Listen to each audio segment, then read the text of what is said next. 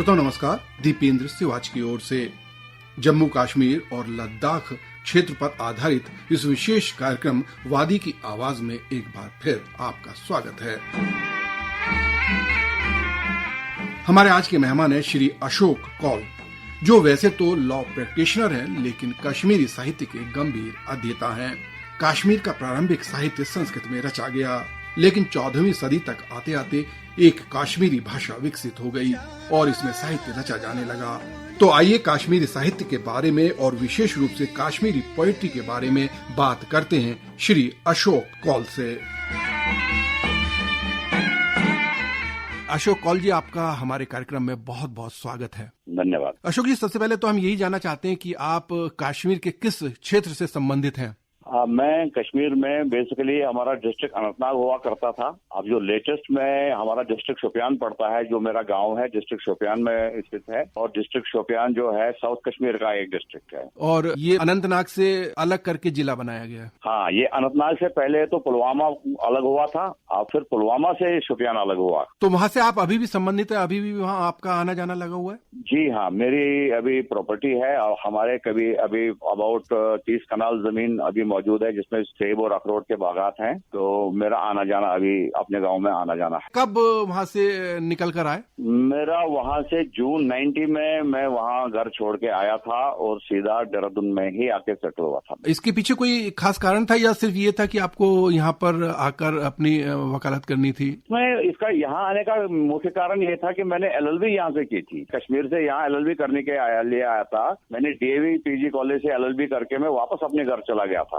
और 1.5 साल अपने डिस्ट्रिक्ट, अब हमारा डिस्ट्रिक्ट पुलवामा हुआ करता था, तो पुलवामा डिस्ट्रिक्ट कोर्ट में मैंने 2 साल तक लगभग प्रैक्टिस की। उसके बाद वहाँ हालात खराब हो गए और हमें निकलना पड़ा वहाँ। सामान्यतः जो कश्मीर से बाहर के लोग हैं वो ये जानते हैं कि कश्मीर एक पर्यटन स्थल है, बहुत खूबसूरत जगह है जहाँ पर प्राकृतिक सौंदर्य बहुत ज्यादा है। लेकिन हम जानते हैं कि वहाँ पर बहुत कुछ ऐसा है कि जिसके लिए वहां पर जाया जा सकता है, जिसके लिए उसको जाना जा सकता है। तो क्या कहना चाहेंगे आप कश्मीर के बारे में? कश्मीर को तो बेसिकली इसको ऋषि मुनियों का इलाका कहते हैं, सूफी संतों का इलाका है ये। पर्यटन तो बहुत बात की बात है। बेसिकली कश्मीर की जो हिस्ट्री है ये कश्यप ऋषि से संबंधित है, तब से शुरू है, जबकि सारा कश्मीर वैली एक झील हुआ करता था और उसके बाद उसमें से पानी का निकास हुआ, वो एक वैली बन गई। तो एक वक्त ऐसा था जब वहाँ 100% हिंदू आबादी हुआ करती थी और शिविज्म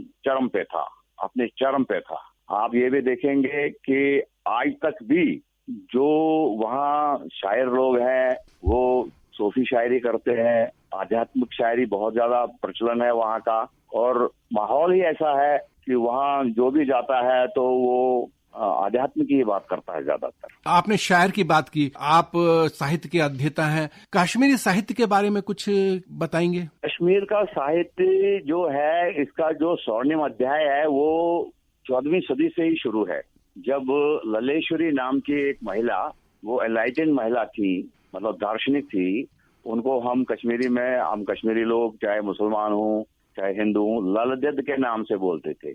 ललदेद डेड मीन्स दादी। तो वो सबके लिए आदरणीय थी, उसके इरेस्पेक्टिव ऑफ रिलीजन, चाहे कोई मुसलमान हो या हिंदू हो, सब उसको सम्मान की नजर से देखते थे और उनकी बातों को, उनके कहे गए शब्दों को आज तक भी मान्यता मिलती है। वो बेसिकली शिविस्ट थी। शिविस्ट का मतलब है जो शिविज्म हमारे कश्मीर में सबसे ज्यादा चलता था, शिविज्म। जो हिंदू पॉपुलेशन है वहाँ, वो सबके सब शिविस्ट थे। तो उन्होंने जो भी कहा है, उन्होंने भी मतलब वो आध्यात्मिक शायरी थी, उसको आध्यात्मिक शायरी ही कहेंगे, उसमें ज्यादा से ज्यादा शिविज्म था। उन्होंने मतलब 1-2 मुझे उनके याद आते हैं। उन्होंने कहा, कश्मीरी में बोलूंगा मैं, उन्होंने कहा, आमिन ताकन पोइजन समान दिल छुम ब्रह्मान गरगथा आमे पनसुत नाविछस लमान कच बोझ दाइम्योन में दीतार। इसका सार ये होता है कि मिट्टी के बर्तन में जैसे पानी चूता है, ऐसा मैं महसूस कर रही हूँ। मेरा दिल चाहता है कि मैं अपने घर चली जाऊं। कच्चे धागे से मैं नाव को खींच रही हूँ, पानी में जो नाव तैरती है, कच्चे धागे से बांध के मैं इस नाव को खींच रही हूँ। क्या ऐसा भी हो सकता है? क्या मेरा भगवान मेरी इस नाव को पार लगा सकता है? तो इसका मतलब ये, इससे आपको साफ पता चलेगा कि वो शायरी जो थी वो स्पिरिचुअल शायरी थी, टोटली शिविज्म से बंधी थी। उन्होंने ये कहा है, गोरन वन्नम कुनी वाचन नेवरु वन्नम अंदर आचन सुईगोम लले वाक तय वचन तनाई हतुम नंगाई नाचन। जिसका मतलब ये हुआ कि मेरे गुरु ने मुझे एक ही शब्द बताया, और वो ये कि बाहर से अंदर को लौटना है, बाहर की जो दुनिया है उसको छोड़ के अंदर की दुनिया में प्रवेश करना है। बस यही मेरे लिए एक ऐसा शब्द था, और तभी से मैं नंगी घूम रही हूँ, बगैर वस्त्रहीन होके घूम रही हूँ। इसका भी साफ इशारा मिलता है कि ये आध्यात्मिक शायरी है। तो ये तो आपने लल्लेश्वरी जी की बात की, इसके अलावा और बहुत सारे वहाँ पे कश्मीरी लेखक हुए हैं, जैसे हब्बा खातून हुई हैं, अरनेमाल हुए हैं, दीनानाथ नादिम, बहुत सारे हुए हैं। तो और कुछ कहना चाहेंगे और बाकी लेखकों के बारे में? ये शुरुआत थी जहाँ से, हालांकि इससे पहले भी जो राजतरंगिणी लिखी गई, वो हिस्ट्री है कश्मीर की, वो कल्हण जी ने लिखी है, वो भी कविता में ही लिखी गई थी। लेकिन चना जो वो हिस्ट्री थी तो उसको तो साहित्य में कितनी जगह मिलनी चाहिए, कितनी नहीं मिलनी चाहिए, ये तो, और वो संस्कृत में लिखी गई थी। हाँ, वो संस्कृत में लिखी गई थी, और वो भी शायरी में लिखी गई थी, वो भी कविता में लिखी गई थी। उसके बाद धीरे धीरे कश्मीर के अंदर जो है इस्लाम का प्रवेश हुआ, और मैंने सुना है कि जो अलमदार कश्मीर बोलते हैं, अलमदार कश्मीर मीन्स जो झंडा बरदार हमारा है, ध्वजवाहक कश्मीर का, मुसलमान लोग उन्हें शेख नूरुद्दीन वली बोलते हैं, और कश्मीरी पंडित लोग उनको नुंदरेश बोलते हैं। नुंदरेश, ऋष का मतलब ऋषि। ये नहीं, मान्यता ये है कि मुसलमान लोग कहते हैं कि वो मुस्लिम था, और हिंदू लोग कहते हैं कि वो हिंदू थे। तो वो सिर्फ उस वक्त 3 साल के थे जब लल्लेश्वरी का देहांत हो गया, वो सिर्फ 3 साल के थे। हालांकि उनके धर्म के बारे में कुछ ज्यादा पता नहीं है, लेकिन उनकी जो शायरी थी वो 100% शिविज्म था और रूहानियत थी। आध्यात्म लाइन पर उन्होंने शायरी की, और जो भी उनकी आज तक भी उनकी बातें, अभी जब तक हम वहाँ कश्मीर में रहते थे तो उनकी शायरी की बहुत चर्चाएं हुआ करती थी। लोग मिसालें देते थे कि शेख साहब ने यूं कहा है, अलमदार कश्मीर ने यूं कहा है, नुंदरेश ने यूं कहा है। जो रहन सहन था उनका, जो जीवन यापन का जो तरीका था, वो बिल्कुल वैसा ही था जैसे ऋषियों मुनियों का हुआ करता था। गुफा में रहना, घास फूस की जैसे चीजें खाना, ऐसे खाना, बिल्कुल प्योर ख्याल रखना और मलंग टाइप अंदाज में रहना, वो उनकी जिंदगी का ये तरीका था। लेकिन उन्होंने भी जो कुछ भी कहा वो भी पोइट्री में ही था, शायरी में ही उन्होंने कहा, और जितनी भी उनकी वर्सेस हैं वो अब भी मौजूद हैं। वो बहुत बड़े मतलब माने जाते हैं। उनको अलमदार कश्मीर का मतलब है, उनको इतना बड़ा रुतबा दिया गया है, उतना बड़ा दर्जा दिया गया है कि वो कश्मीर के ध्वजवाहक हैं। तो ये थे। उसके बाद अब धीरे धीरे जैसे समय बदलता गया तो आगे फिर नए नए शायर आते रहे, लेकिन मैक्सिमम ये है कि मैक्सिमम जो शायरी कश्मीर की हुई है उसमें मैं आपको बताऊंगा, सोचक्राल है, अब्दुल्लाह जरगर है, न्याम साहब हैं, रसूल मीर हैं, समद मीर है, कृष्णजू राजदान है, मास्टर जिंदपोल हैं, परमानंद जी हैं। ये सब के सब जितने भी थे सब आध्यात्म से जुड़े हुए शायर थे। उन्होंने सिर्फ आध्यात्म कहा है, आध्यात्म से जुड़ी हुई शायरी कही है। इनका नाम और इनके कलाम आजकल भी जो है ब्रॉडकास्ट होते हैं रेडियो पर, उनके गाए मतलब जो इन्होंने लिखा है उसको संगीतबद्ध करके गाया गया है, अलग अलग गाने वालों ने गाया है। तो जो मैंने इनकी शायरी, इन लोगों के जिनका मैंने अभी नाम लिया है, इनकी शायरी में जो भी मैंने महसूस किया है वो ये है कि बिल्कुल कोई फर्क नहीं है इस वक्त। ये हालांकि मैंने जितने का सोचक्राल ये भी मुसलमान थे, अहद जरगर ये भी मुसलमान थे, न्याम साहब ये भी मुसलमान थे, रसूल मीर ये भी मुसलमान थे, समद मीर ये भी मुसलमान, और भी कई हैं, ये सब मोहम्मदन थे। लेकिन इनकी जो शायरी है उसकी, उसमें और हिंदू जो हमारा मैथोलॉजी है उसमें कोई फर्क नजर नहीं आता है। वो सब शिविज्म से जुड़ा हुआ है बिल्कुल। मतलब सिर्फ लैंग्वेज कश्मीरी है, थॉट वैदिक थॉट है, ऐसी शायरी रही है। सूफीज्म भी वहाँ पे बहुत ज्यादा था और उदारवाद था, और ये पता चलता है कि एक बड़ा वहाँ पे उदार परंपरा थी एक। बिल्कुल थी। मैं तो ये कह रहा हूँ कि अब भी उदारवादियों की कोई कमी नहीं है वहाँ, लेकिन ये सब सूफी शायर थे। ये इन्होंने जो भी कहा है वो सूफीज्म बता रहा। सूफीज्म और शिविज्म में बहुत ज्यादा फर्क नहीं है, उसको समझने की कोशिश करेंगे तो एक जैसी चीज है। उसके बाद एक नया दौर शुरू होता है, तो आधुनिक शायरी शुरू हो गई, जिसको मॉडर्न पोइट्री कह सकते हैं आप। उसमें सबसे पहले अगर मैं किसी का नाम लेना चाहूंगा तो वो शायर कश्मीर महजूर साहब थे। गुलाम मोहम्मद महजूर था उनका नाम। तो वो आए तो उन्होंने मिक्स बताया। मिक्स का मतलब है उसमें रोमांस भी था, उसमें आध्यात्म भी था और उसमें समाजवाद भी था, उसमें कम्युनिज्म भी था।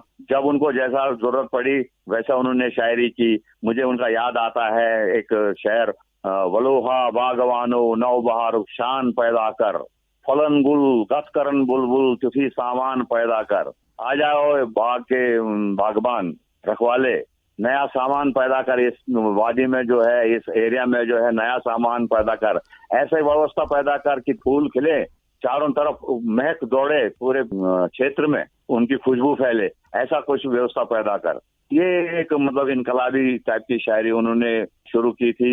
उन्होंने रोमांस भी बोला, उन्होंने आध्यात्म भी बोला। उन्होंने कहा कस करान छुक पोश पूजा और कुन लजित नमाज, बंदगी कर पान पानस काबत सुई बुत खान सुई। यानी किसकी पूजा कर रहा तू फूलों से, किधर की तरफ मुंह करके तू नमाज शुरू कर दिया। अबे बंदे अपने आप की पूजा कर, क्योंकि काबा भी तेरे अंदर है और बुतखाना भी तेरे, मंदिर और मस्जिद दोनों तेरे अंदर है। कहाँ धक्के खा रहा बाहर, किसकी पूजा कर रहा बाहर, किधर किधर को मुंह करके नमाज पढ़ रहा है। ये मतलब आप समझ सकते हैं कि किस तरह के शायर रहे होंगे शायर कश्मीर महजूर, हमारे गुलाम मोहम्मद महजूर साहब। हालांकि शुरुआत में मैंने सुना है कि जब उन्होंने शायरी शुरू की तो उन्होंने पर्शियन में शायरी शुरू की थी। तो एक जगह वो किसी मुशायरे में गए होंगे तो वहां लोग हंसे उन पे। उसके बाद वो आए वापस और उन्होंने बिल्कुल पर्शियन को त्याग के सिर्फ प्योर कश्मीरी में और बहुत नाम कमाया, बहुत ख्याति है उनकी। मतलब कश्मीर में आज की डेट तक शायद ही कोई कश्मीरी ऐसा होगा जिसको ये नहीं पता होगा कि शायर कश्मीर महजूर कौन है और वो कहाँ रहते हैं। हमारे गांव के पास ही उनका गांव भी था, जिस पुलवामा में ही है, उनका मजार भी मौजूद है अभी। तो वो बहुत ही मतलब माने हुए शायर थे। उसके बाद एक नया दौर शुरू हो गया उनके बाद। इसमें इस जो महजूर साहब का मैंने नाम लिया, उसमें दीनानाथ नाजिम साहब भी आए, उनके बाद प्रेमनाथ प्रेमी साहब आए। उसके बाद एक नया दौर शुरू आ गया, उसमें इनकलाबी शायर आ गए जिन्होंने कम्युनिज्म ज्यादा बताया। अब्दुल्लाह आजाद साहब थे, हमारे गांव के बिल्कुल ही पास में 1 किलोमीटर दूर आंजहानी अब्दुल सत्तार रंजूर साहब थे। उन्होंने कम्युनिज्म बताया। उन्होंने मतलब वो कैपिटलिज्म के खिलाफ, जमींदारी सिस्टम के खिलाफ, मजदूरों की सपोर्ट में बहुत शायरी की और धीरे धीरे अपने विचारों को प्रकट करते रहे वो। इसमें एक शेर मुझे याद आता है आजाद साहब का, गरीब खान मलिस बिछित सुत फुल बनन मुश्किल, अमीरन खून तुम सुन खून रुचमुट टाक न्यारस। गरीब आदमी को अपने लाडले के लिए थोड़ा सा आटा मिलना मुश्किल है, और अमीर आदमी ने उसी गरीब के खून के बलबूते पे एक कुत्ता रखा है सिर्फ प्यार करने के लिए, कुत्ता पाल रखा है प्यार करने के लिए। यानी ये भी आप समझ सकते हैं कि ये एक सीधी सीधी जो इनकलाबी शायरी है, कम्युनिज्म बताता है। उसमें अब्दुल सत्तार रंजूर हैं, अब्दुल सत्तार रंजूर की जो शायरी है वो मुझे याद आती है। उन्होंने लिखा है, तो वक्त सखर सखर तो वक्त मकर इंतजार, सच आलमिक मजूर किसान तकाशकार। तुम उठो तैयारी करो, इंतजार मत करो, तुम्हारे साथ दुनिया के किसान हैं, काश्तकार हैं, काश्तकार होते हैं जो खेती करने वाले लोग होते हैं, मजदूर हैं, सब तुम्हारे साथ हैं, इसलिए तुम इंतजार मत करो, उठो तैयारी करो और इनकलाब की झंडी उठाओ। इसके अलावा जितने भी वहाँ रहे हैं, मास्टर जिंद कौल साहब रहे हैं, वो हमारे कौल ही थे, वो भी कृष्ण जो राजदान थे, वो बहुत ही बड़े आध्यात्मिक माने जाते हैं, बहुत ही परले दर्जे के शायर थे वो। उन्होंने आध्यात्म बोला है, भगवान शंकर की बहुत बड़ी आराधनाएं उन्होंने लिखी हैं। जल तय मादल जनगला पंपोष दस्तई पूजाई लागो परम शिव शिवनाथ तई, ये शंकर भगवान की आराधना है। तो ये भी एक दौर था। धीरे धीरे धीरे धीरे ये दौर भी निकलता रहा और अब फिर मज़ाहिया आने लग गया जो हंसाने वाला है। उसमें एक लाला लक्ष्मण मुझे नाम याद आता है, लाला लक्ष्मण, वो भी एक हिंदू ही थे। वो उन्होंने बहुत मज़ाहिया शायरी की है, मतलब उनको बहुत ज्यादा मतलब मान्यता मिली मज़ाहिया के फील्ड में। जहाँ भी कहीं मुशायरा होता था तो उनको जरूर याद किया जाता था कि लाला लक्ष्मण ने इस तरह से कहा है। उन्होंने हंसाने वसाने वाले बहुत सारे किए हैं। तो वैसे कहने का ये मतलब है कि कश्मीर कश्मीर जो है आज तक भी सूफीज्म का जो असर रसूख है वो अभी पूरी तरह से खत्म नहीं हुआ है वहाँ। इस समय भी कश्मीरी भाषा में खूब लिखा जा रहा है और कश्मीरी भाषा अभी भी पॉपुलर है। बिल्कुल है, अभी भी पॉपुलर है, और क्योंकि कश्मीरी भाषा संस्कृत से निकली हुई एक भाषा है, इसका जो ग्रामर है वो बहुत ही कॉम्प्रहेंसिव है when compare to other languages. Urdu के ग्रामर के मुकाबले में, इवन मैं आपको ये बताऊंगा हिंदी के ग्रामर के मुकाबले में कश्मीर का ग्रामर बहुत ही कॉम्प्रहेंसिव है। ये कंप्लीट लैंग्वेज है, इतनी मुकम्मल लैंग्वेज है कि शायद मैं हिंदी भी थोड़ी बहुत जानता हूँ, उर्दू भी मैंने पढ़ी है, इंग्लिश भी थोड़ी बहुत मुझे आती है, पंजाबी लैंग्वेज के बारे में जानता हूँ, लेकिन मुझे लगता है कि अगर उनसे कंपेयर किया जाए इन सभी लैंग्वेजेस को एक दूसरे के साथ, तो कश्मीरी लैंग्वेज को मैं सबसे कॉम्प्रहेंसिव लैंग्वेज मानूंगा। सबसे मुकम्मल अगर कोई भाषा है तो वो कश्मीरी है। लेकिन अब ये है कि कश्मीरी लैंग्वेज में बहुत ही दखल अंदाजी हुई है हिंदी और उर्दू। प्योर कश्मीरी वर्ड्स हैं उनको ड्रॉप करके उसके बदले शॉर्टकट में हिंदी या उर्दू वर्ड्स को वहाँ इंसर्ट करना शुरू कर दिया है। ये मैं महसूस कर रहा हूँ। आपने इतने सारे शायरों के और लेखकों के नाम लिए, इसमें से जो सबसे मकबूल हैं वो कौन से हैं जिनका कश्मीरी जनमानस पर बहुत ज्यादा असर है? अलग अलग दौर की बातें हैं। जैसे पहले एक वक्त था कि ललदत थी, ललदत तो आज की दौर में भी प्रासंगिक है, इक्वली प्रासंगिक है जितनी तब थी। लेकिन कुछ नाम तो ये जरूरी हैं, जैसे नुंदरेश है जिसके वो जो शेख नूरुद्दीन वली जिनको अलमदारी कश्मीर कहते हैं, जैसे महजूर साहब हैं, हवा खातून हैं, न्याम साहब हैं, अहजरगर हैं। इनके गाने तो आज भी प्रासंगिक है, आज भी बजाए जाते हैं, आज भी सुने जाते हैं, आज भी पसंद किए जाते हैं। व्यक्तिगत रूप से आपको इनमें से सबसे ज्यादा कौन पसंद है? कहना बड़ा मुश्किल है मेरे लिए कि मैं एक का नाम लूं और ये कहूंगा ये मेरे सबसे पसंदीदा है। लेकिन ये है कि शायर कश्मीर महजूर को मैं सबसे ज्यादा पसंद इसलिए कह सकता हूँ क्योंकि उसमें वैरायटी है, उसमें रोमांस भी है, उसमें आध्यात्म भी है, उसमें समाजवाद भी है, उसमें वो जज्बा भी है जो कश्मीरी में हुआ करता था वंस अपॉन ए टाइम। अगर उनकी कोई रचना जो आपको बहुत पसंद हो, अगर सुना सकें हमारे सभी सुनने वालों को तो बड़ा अच्छा रहेगा। मैंने इनकी एक वो होती थी एक प्रेयर, तो वो महजूर साहब ने लिखी है, साहिबो सख्शम में चनी वस में असम छावतम तूत काला रोज बेजान जान हुंद मस्टावतम यम सखन पैदा करन खलकन अंदर उल्फत लोल दूर यम सद गछ नफरत तीवन हेशनावतम कहली कम हिम्मती वसवास निश थवतम न दूर वलवलह जोशात अरमान दिलस मज त्रावतम। ये एक बहुत बड़ी प्रेयर है, तो इसको उन्होंने लिखा है। इसमें प्योर वो भगवान से दुआ करते हैं कि मैं एक सीधा साधा आदमी हूँ, मुझे दुनिया के चल कपड़ का कुछ पता नहीं, मेरा जो है रहनुमाई कर, मेरी रहबरी कर, मेरा जो है इस अंधकार से निकलने का रास्ता बता मुझे, मेरे हाथ से किसी जानदार को नुकसान ना पहुंचे, मेरे अंदर वो आलस्य ना आ जाए, मैं ऐसी बात करूं जिससे मुर्दे लोग जिंदा हो जाएं, ऐसी दुआ कर रखी है। वो बहुत ही उम्दा मैं उनको मानता हूँ। ये है साहिबो सक्षम में चैनी वक्त में असले छावतम तूत काला रोज बेजान जान हुंद मस्टावतम। अशोक कौल जी, आपने जो कश्मीरी साहित्य था उस पर बहुत रोशनी डाली और हमारे सभी श्रोताओं को और हमें उससे अवगत कराया। अंत में चलते चलते आप कुछ हमारे श्रोताओं से कुछ कहना चाहेंगे कश्मीर के बारे में, उसकी सभ्यता और संस्कृति के बारे में? बिल्कुल, मैं ये कहना चाहता हूँ कि हम कश्मीर का जब यहाँ नाम लेते हैं तो सिर्फ टूरिज्म या फ्रूट ये दिमाग में आ जाता है, लेकिन देर इससे बहुत ज्यादा है कश्मीर के अंदर। टूरिज्म और फ्रूट और ये केसर वेसर जो है ये सब बात की सारी चीजें हैं। आप कश्मीर को देखिए, कश्मीर को जानिए, कश्मीर के आध्यात्म को देखिए। अगर किसी कोई भी ऐसा कोई व्यवस्था निकले जो उन सूफी शायरों के कश्मीरी कलाम को हिंदी में, उर्दू में, इंग्लिश में ट्रांसलेट करके, ताकि ज्यादा से ज्यादा लोग उसको समझें और देखें कि कश्मीर का असली कल्चर क्या है। कश्मीर की जो आज की जो सूरत है वो उसकी असली सूरत नहीं है। असली सूरत उसकी सूफी सूरत है, असली सूरत उसकी प्रेम की सूरत है, असली सूरत उसकी प्यार की सूरत है, भाईचारे की सूरत है।